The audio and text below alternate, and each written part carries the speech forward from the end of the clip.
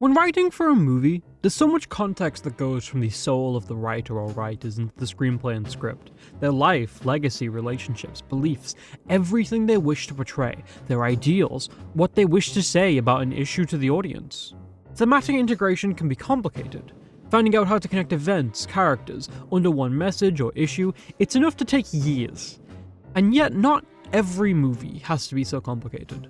Peel back the curtain behind every movie, and yes, you will find all kinds of interpretations and intentions when writing scenes and motivations, but that doesn't have to contribute to an incredibly complex narrative that spans over a sprawling adventure, with every step having meaning. Sometimes, a simple story is all one needs. One that uses the talents of the many behind the camera, building the score and living the lives of the characters through acting.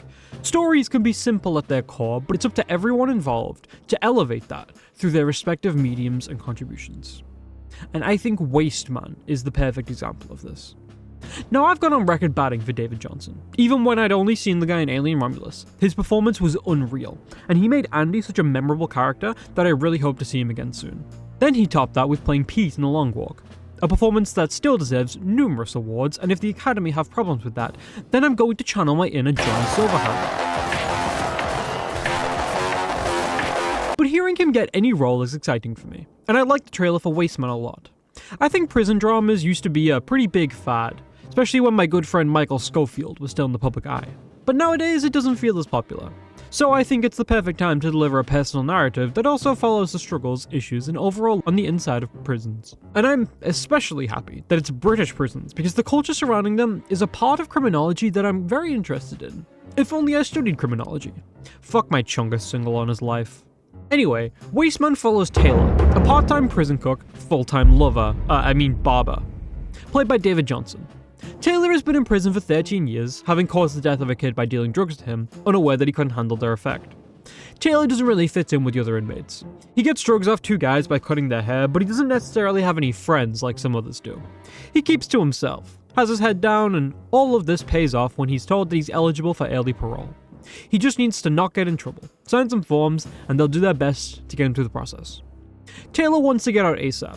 He has a 14-year-old son on the outside named Adam, and he hopes to make amends with Adam's mother. Taylor tries to balance keeping on good behavior to get out with hanging out with the new cellmate to get assigned, D, played by Tom Blythe, who may look like Tom Felton, but he would never be tied down to a single role. He's already proven to have multiple big releases this year. D is also in the prison drug business, smuggling some in with his connections on the outside, making some enemies with the rival sellers, and using his status to deck out his room out with luxuries. I mean, the guy is a fucking switch in prison. How insane is that? Taylor just wants to get out of prison in any way he can, but in the meantime, it won't hurt to get to know his cellmate, right? He seems to have so many things he can offer Taylor, and he might be the only way he'll get to talk to his son for the first time in over a decade. I mean, what's the worst that could happen? I mean it when I say Wasteman has a very simple narrative. I mean, it focuses on basically two characters with the rest only having a few scenes, plus there's only so much you can do in a confined space, especially if you're not Michael Schofield. But I think that's a strength. It knows what it wants to do, and that's portray a complicated relationship between these two people that clearly get along, but are from very different worlds. They're going down very different paths, and that value very different things. Taylor barely knows his son, and yet would do anything for him. And D values loyalty. He wants power, and he expects everyone who benefits from his should be there for his every whim. Whether it be picking up his drops, sending messages around to his boys, or smuggling and stealing what he wants, when he wants. As tensions run high between him, his customers, suppliers, and fellow dealers, we're shown what makes him and Taylor tick, as they're thrust into a narrative neither really wants to be in, but for completely different reasons. The main thing that elevates this movie onto another level is, of course, the performances. And something I'm sure people have noticed by now, I mean, I have at least with pretty much all of my videos, is that the first thing I'm always going to praise is the performances. It's what I rattle on about the most. And I can say that it's because it's what I know. I've loved acting since before I can remember, and playing a character is the part of movie making I'm most familiar with. I do hope to get more first-hand experience at some point to become more knowledgeable on costume design, lighting wear, color correction, and so forth. And especially editing as I delve more into the subject myself. But enough rambling. David and Tom are both giving unreal performances here. Most of the time, David doesn't even need to speak, and we know everything Taylor is thinking or feeling. This is a movie that doesn't over-explain itself to you, and I love that. We need way more of that in today's cinema. His portrayal of a lonely, meek inmate who finally feels like he's found a genuine connection, turning into an anxious wreck, paranoid about everything, who was failed by the facility meant to keep him safe from other inmates, is just amazing. He makes a man who was in prison for 13 years for manslaughter so empathetic, and really deserves to be credited for balancing the two sides of Taylor. Tom Blythe is matching him in every way as well. He knows exactly how to portray Dee as a charmer who can tempt anyone with the world. He plays on everything Taylor might want or be insecure about, and knows exactly how to play a friend and a manipulator. I love how much they set up Dee's drug cycle so they can later involve Taylor in it, and show a different perspective of what it's like to be treated that way by Dee, as well as shows exactly what he has inside the prison and outside so we know the stakes. They expertly set up why he holds all the power in the situation. And he's a damn good, damn hateable villain.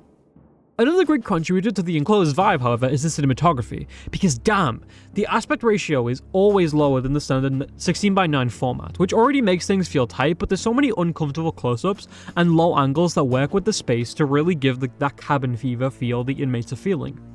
My favourite parts, however, are the handheld montages. There's a few on the inside of the prison to show the events Dee and Taylor get up to, but also some on the inside and the outside of other characters. I think these are meant to focus on the culture of gangs and prisoners in the UK. The way they brandish and flex their weapons, wear their shirts over their mouths or balaclavas to look hard and tough, and talk like they're gangsters willing to kill anybody, pointing their fingers at the camera like guns too. It's uncomfortable and really immersive. It feels to me that it's meant to be speaking about how social media can influence these kind of people, and how they just want to show off the type of power they feel like they're seizing in their lives. I love this examination of the type of criminals that clearly do not want to be rehabilitated and plan to continue their sprees, enjoying the drugs and money along the way. It makes all the allies Dee has seem even more terrifying and works in contrast with how Taylor tries to stay uninvolved with everything, even while battling drug addiction. All of this atmosphere culminates in my favourite part of the movie, however, the third act, which is incredibly tense and had me on the edge of my seat. My heart skipping beats as I was anxiously analysing the body language of any character. The paranoia-inducing atmosphere worked so well and really had me guessing how the movie was going to end. There's a lot of things set up that really work as red herrings and plot devices that get revealed or subverted later. And it's a really intelligent way to end things with a tragic beat that gives us enough development in the outcomes, has satisfying yet painful decisions be made, and gives us a great character arc to top things off. Not to mention how scrappy and amateur the action is. I love how long and drawn out the final fight goes. You can tell both characters aren't experts and aren't at full strength for whatever reason. But most of all, the final solemn conversation. Camera holding on them as we see their newfound opinions of each other, diffusing the tension and giving us a powerful ending. If I had a few critiques, I think more could have been done to make this movie a bit deeper.